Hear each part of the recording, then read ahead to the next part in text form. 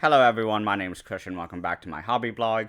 Today I'm very excited to be reviewing one of my most recent favorite my most favorite series of recent time. And I just finished book 2. And I'm talking about Book of the New Sun by Gene Wolfe, but specifically Claw of the Conciliator. I just finished it last night and I talked with my friend and made sure I got everything because technically, this is a reread. I already read both of these books last year. I think kind of late summer was around the time when I read it, and I loved it, but I couldn't remember anything. And when I was talking with my friend before starting book 3, he heavily suggested that I should reread it, book 2, and I didn't want to reread from book 2, so I was like, I'll just start from book 1. And so now I'm on book 2. And I've already done a review of Shadow of the Torturer. So if you haven't watched that yet, please go watch that for my feelings on that. And then come back for this because I'll be continuing some of my topics from there. But just to give some quick non-spoiler thoughts about this, as I said in the beginning, this is one of my most favorite books ever, Shadow and Claw, after finishing this. I loved it the first time I read it, but I just did not understand as much as I should have, because I got about 99.9% of the details that I felt like I needed this time around, and this book is just mind-blowing. It's mind-melting as well, and it's really hard to read at times.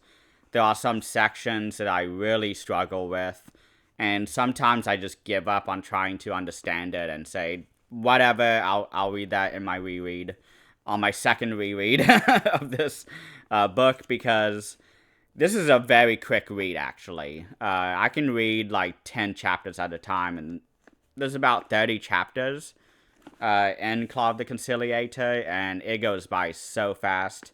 I don't want to stop when I'm reading this book, but sometimes I have to, because there's so many details that I need to just digest and process and talk about. And going through this a second time, and the first time wasn't even that close of a read, I was really blown away by the world building in this book. And it is... Gene Wolfe is a genius, is basically all I can say, because there's so many layers to this book.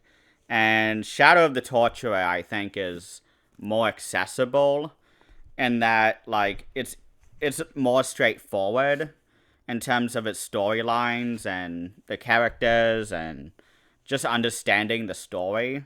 But this book just ratchets it up, to another level. And I just love it. This is my jam. Malazan was scratching that itch a bit, but I think this just really just gets into it. And I love it. Book the New Sun is definitely top 5, I think. I need to do a top 5 fantasy series video, because it's constantly shifting now, because every time I start a new series, or not really start, but Realm of the Outerlings, I read Live Ship Traders just last year, and that flew right up to my number 2 spot. Malazan flew up to my number 1 spot. Book the New Sun is now flying right up to my top 3. So I need to I just need to sit down and rank my series, because there's so many great series out there, and this is what I was saying in my Wind and Truth video, is that people just need to read more fantasy, because there's a lot of great authors out there, a lot of originality, and you should not constrain yourself to just one author. There's room for everybody, and this book just blew my mind many, many times. There was many times when I was talking with my friend where I was talking about something, he's like, you didn't mention something. And I'm like, what did I not mention? Because I feel like I mentioned everything, because it feels like I'm going line by line when I'm talking with him. And like he'll say like, "Oh yeah, you forgot this part." And I'm like, "Oh yeah," and then I'll like talk for like another like 3 minutes uninterrupted, like about everything that happened, and like it is just incredible all of the detail that Gene Wolfe really packs into this book, and it's just amazing. Like I love it, and I'm not going to go through like chapter by chapter what happens in the story. As I said in my first video, it's really, really hard to be spoiled on this unless you go like on a chapter by chapter podcast and just listen through it without reading. Like, this is a really hard series to spoil because I think it's the prose and the very unique style that Gene Wolfe utilizes in Book of the New Sun that makes it so rewarding. This is a great metaphor, or sort of the same vein as like Dark Souls, the video game, and other From Software games, where the lore and the story are there, but you really need to like engage with it. You really need to read all the flavor text. You need to read everything. You need to reread it over and over, and then you need to like really factor it through your brain, like all this different stuff. And the more work and more effort that you put into Book of the New Sun, the better your experience will be. Because the first time I read this, I just kind of read it. I did my best. I was kind of like, I'm not concerned with this. I know I'm going to reread it because this series is pretty short in terms of page count. So if I don't get it, I don't mind rereading it. I love doing my rereads. And as I'm going through it, it's just, this second read was just so much better. Like, my rating, I think, for Claw of the Conciliator was like 8.5 out of 10.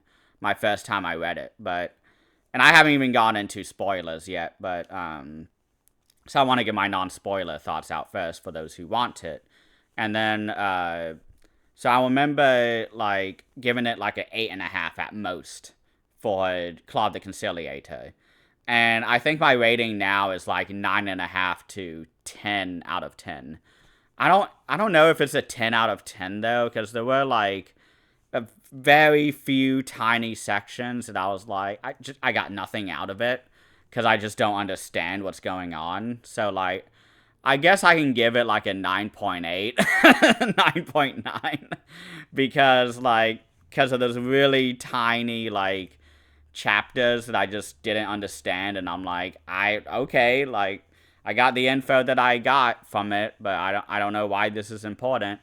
And that mostly has to do with the play chapters. And I'll go into that a bit in the spoiler section, but like, those chapters are just really hard to read, and I don't understand why Gene Wolfe puts them in. And I love reading them. I love trying to understand it, but while I'm reading the play chapters, I feel like if I don't understand something, I'm not as I guess I'm not pushing myself as much to understand it as I do everything that's going on in Book of the New Sun, kind of like through Severian's eyes. Because the plays are just so hard to understand for me. And I just do my best. So, I think I got the one from Book 1 really well. The one from Book 2, I think I also understand. But, yeah, I love this book. This book is incredible. Book of the New Sun is one of the best writings in fantasy / sci-fi. I don't know what genre it belongs to, but it's incredible. If you haven't read it, you need to read it. Do not worry too much about getting everything. This is a series you're gonna have to reread over and over again. So if you just want to read it once, that's fine. And you want to listen to Alzebo's Soup, or Soup. There are podcasts that goes chapter by chapter, and they don't talk about future spoilers. I haven't listened to them, but my friend suggested them for me to read as I went through the series, but I feel like I didn't really need it. But that resource is out there for those who just want to read it once, and we'll just listen in on that and be like, oh, okay, that's what that meant.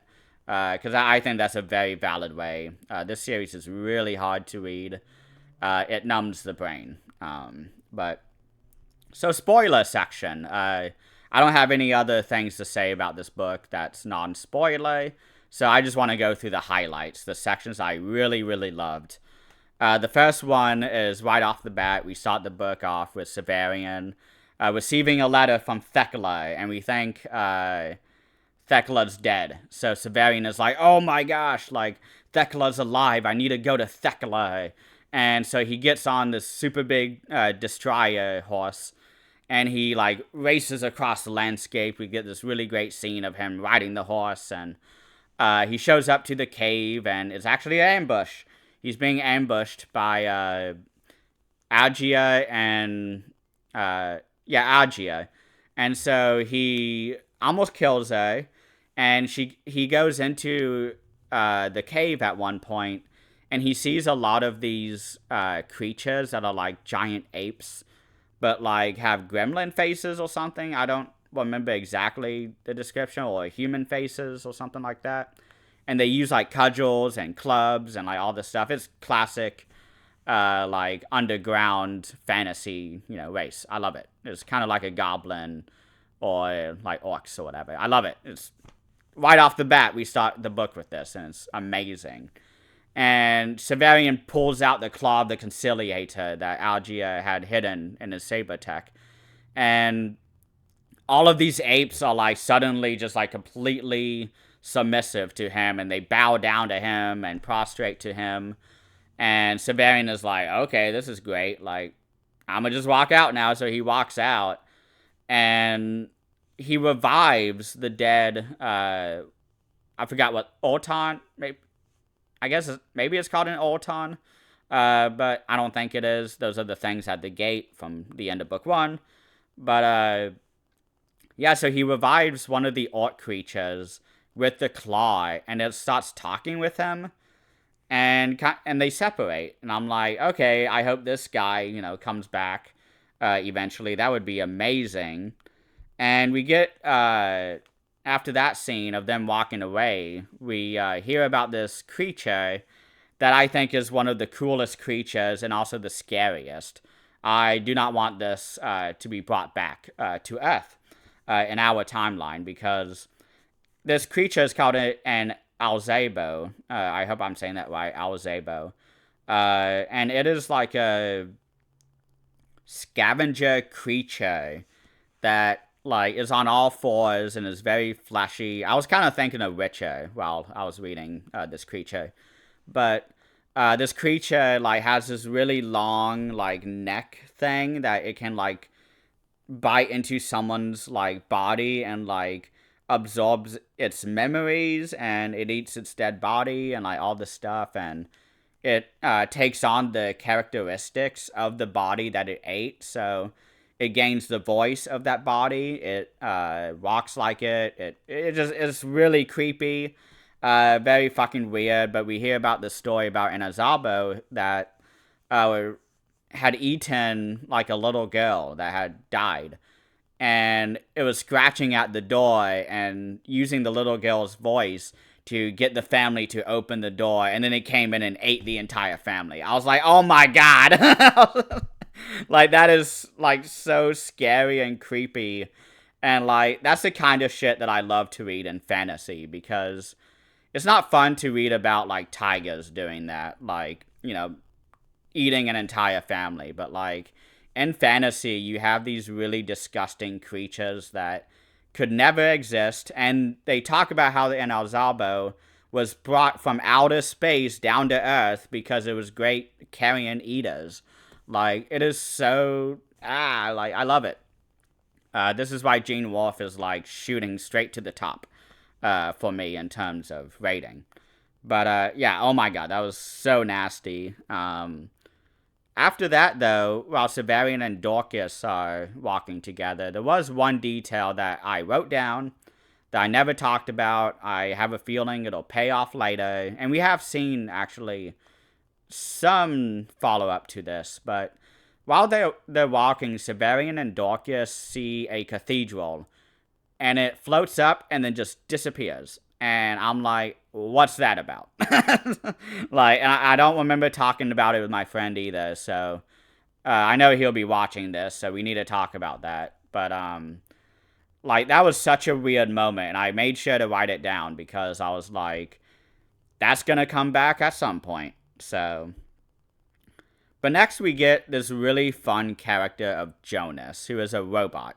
He is amazing. I was kind of like ambivalent towards him when I was talking to my friend, but as I've thought about it, the Jonas stuff is just so much fun because he comes from another planet, I believe, and he is talking about like all the different lore, and he's just following with Jonas or with Severian on this journey, and he like they get captured at some point by Praetorians that are kind of like these really powerful, like military guard force.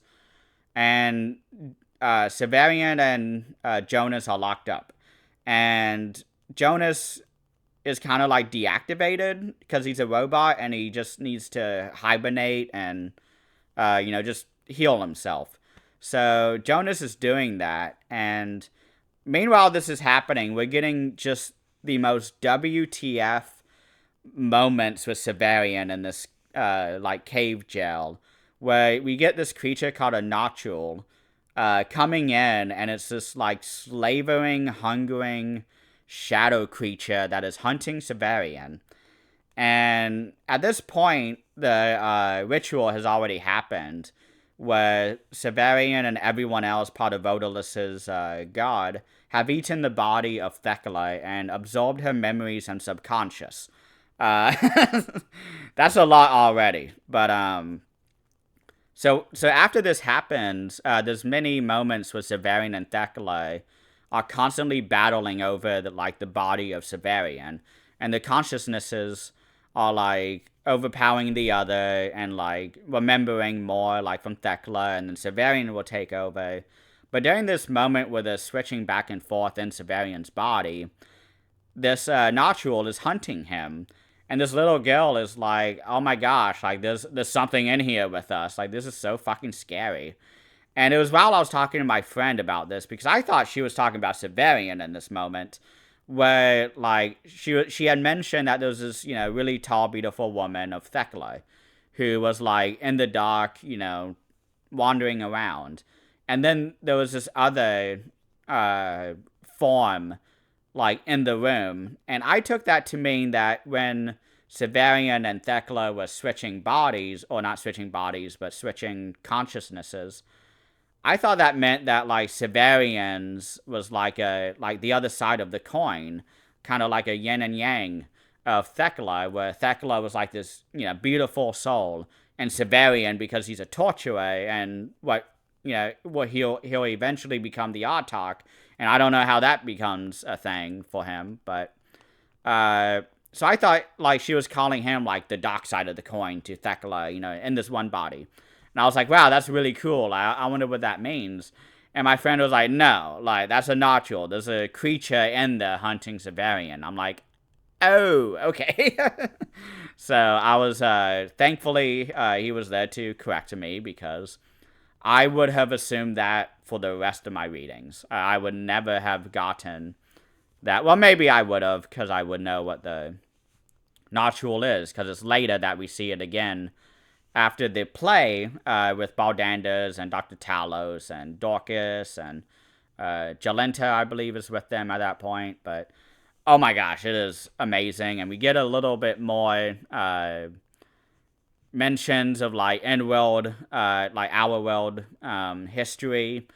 There's a island where there was a leader called like Kim Sung, who like the entire island like fell into the ocean, and Kim Sung is a very Korean name, so I assume that we're getting some references to the island of Korea sinking, or the peninsula of Korea sinking into the ocean.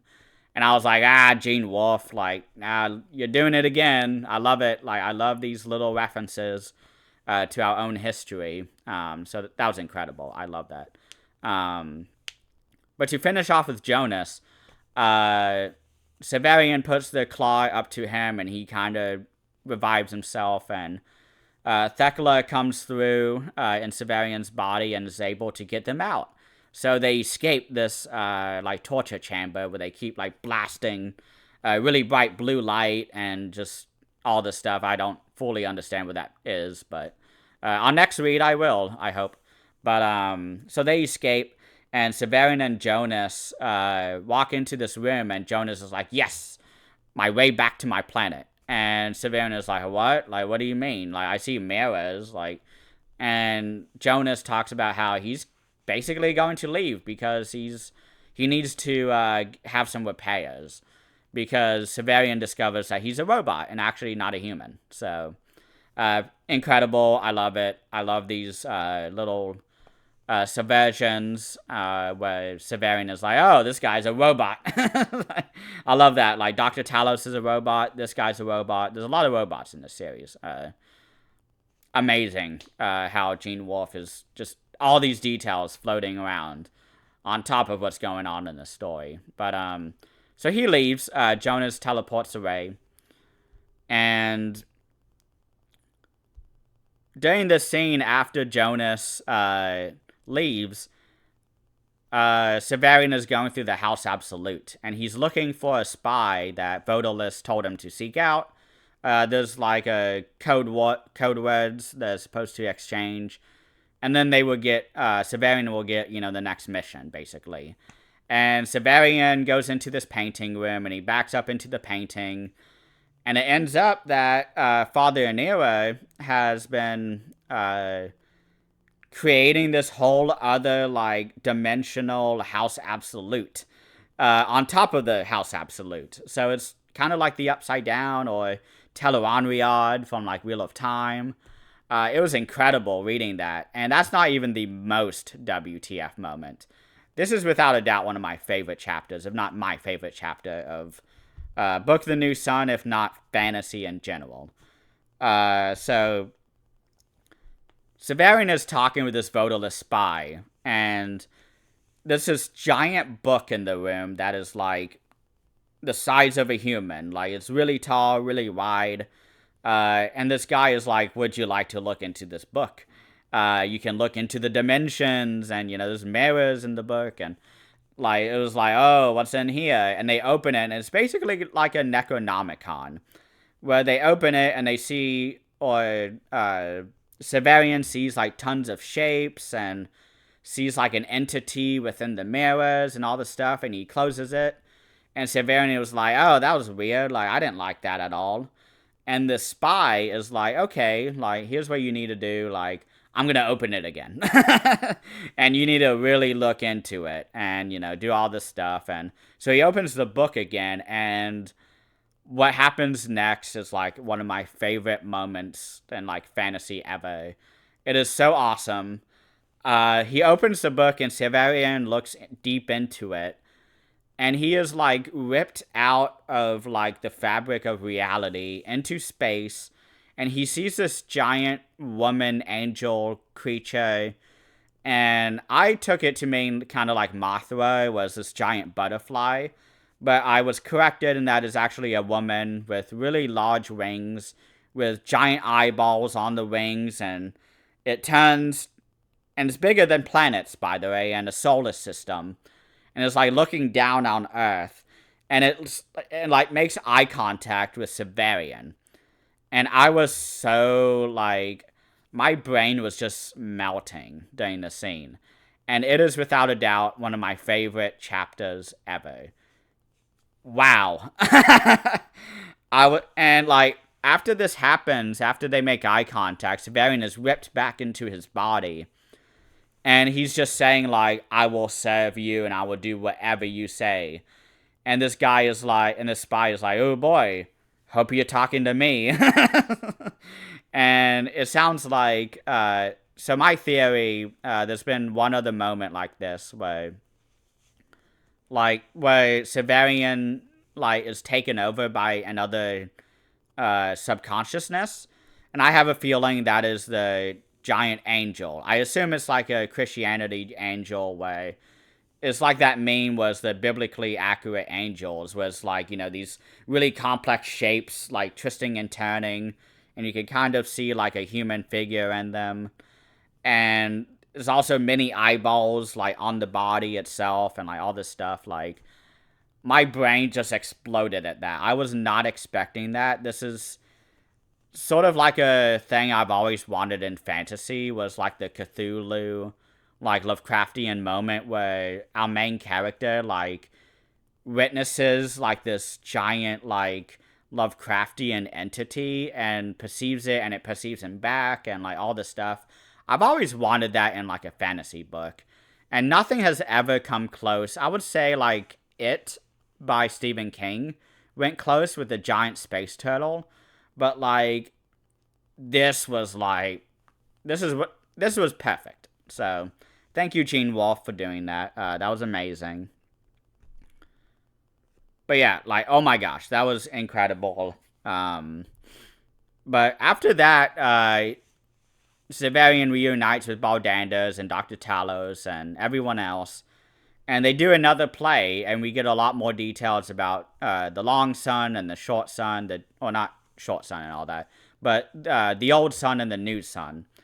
And I really enjoyed that. We get a lot of mentions of the rebirth of Earth, and talking about how, because in the play, one of the main characters is the Autarch, and he is talking with some demons after they rescue him. Well, not really rescue him, but some of the Autarch's gods were attacking him, and the demon merchants saved him.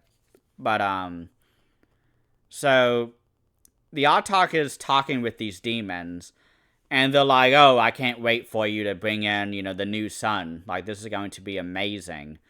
And they talk about how, like, all of the mountains have been, like, chipped away and eroded away into the ocean, and talk about how all the natural resources and the soil has been swept into the oceans and it's unusable now. Like, this land is dying. Like, you need to bring in the new sun. And I love that. And they talk about how, like, all the continents will be made anew and reshaped and, like, all this stuff. And a bunch of Hyrule jewels just suddenly come in around that time and try to break up the play. And Severian, through Thecla's eyes, recognizes the Autarch in the crowd. And I was like, what? Like, the Autarch is here? And then Severian realizes, oh, this is the voterless spy who showed me the book. And I was like, oh my god. I was like, Severian's already talking with the Autarch in book 2. Like, I thought they would be having a big showdown at the end of book 4, but they're already talking and just working together. Like, it's amazing. And so I'm wondering, like, what's Vodalus's part with the Autarch? What's he trying to do? Because Vodalus is trying to become the Autarch. So, like, does the Autarch not know? So I'll have to keep my eyes open in book 3. But I really enjoyed that. That was so cool. And then the Notchul makes an appearance, and we find out that it's been dampening the effects of the claw, which is no good. But I'm going to try to go a little bit faster here. I want to just kind of finish up, eat some breakfast. But so next we find Dr. Talos and everybody again after the big ambush by the Hydro Jewels and the Autarch and all that. Severian finds Dr. Talos, Baldandos, Dorcas, and Jolenta at a campfire, and the two women and Severian eventually leave because Severian and Dorcas leave, and then they find out that Dr. Talos is trying to kill Jolenta, and so they go back and, get her, because that's not good for her to be killed, because no one wants her. No one wants her to go with them. Dr. Talos doesn't want her, and Severian doesn't want her, so they leave her. And Severian is like, okay, fine, you can join us. So they go together, and there's a really amazing scene where, like, after Jolenta tries to kill herself, Severian helps her, goes to bed, and he is woken up by a voice calling his name. And it ends up being not Abaya, but Abaya's wife. I'm not sure exactly. They don't say what her name is, but she says, like, I am the, or Abaya is my husband. So I assume it's Scylla, and she's trying to get him, to get Severian to come down to the ocean with him and basically rule all the lands and civilizations under the water. And there's a lot down there, apparently. So maybe Atlantis is still going on. I hope we get a lot more details on that. I hope we go there. That would be incredible. But she reveals that she was the one who saved Severian at the very beginning of book 1 when he is drowning, and he sees a woman's face in the water, and her hand like lifts him up out of the water. So it ends up being her, so that's great. I did get that my first read. I remembered that, and that's just a really beautiful scene. And then after that, Dorcas and Severian witness a lot of spaceships going in and out of the atmosphere, going to and from war, they say, and to and from Earth and outer space and all this stuff. Wow. Just, this book is incredible. I can't say it enough. But I guess my final thing that I really want to talk about is the ending. So Dorcas, Jolenta, and Severian, and Hildegren, because he shows up with Vodalus's orders and is talking about, like, yeah, I'm supposed to, escort you and, just help you out. And so for a second there, I thought my microphone was muted. I was about to scream. Okay, good. But so they go to this campfire that has all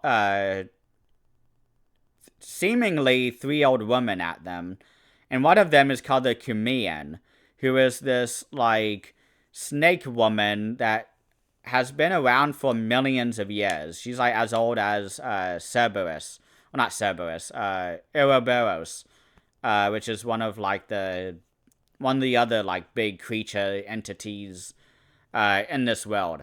And we get a lot of really fascinating dialogue between her and Severian.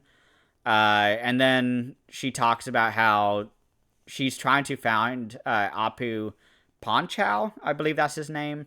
He's a person that apparently can fix a lot of issues that is going on, because his mind remembers a time even farther back than the Cumean, which is like mind-blowing. And so the Cumean and her assistant, she's like, okay, well, everybody join hands, we're going to do a ritual, and we are going to time travel way back to back in the day. And so that's what they do, and they do it, and they appear, and Hildegren is like fighting with Apu, and we get a mention about all these dancers, and they're like following one by one, while like the next person has their hand on, the next person's head, and they're, going down the procession.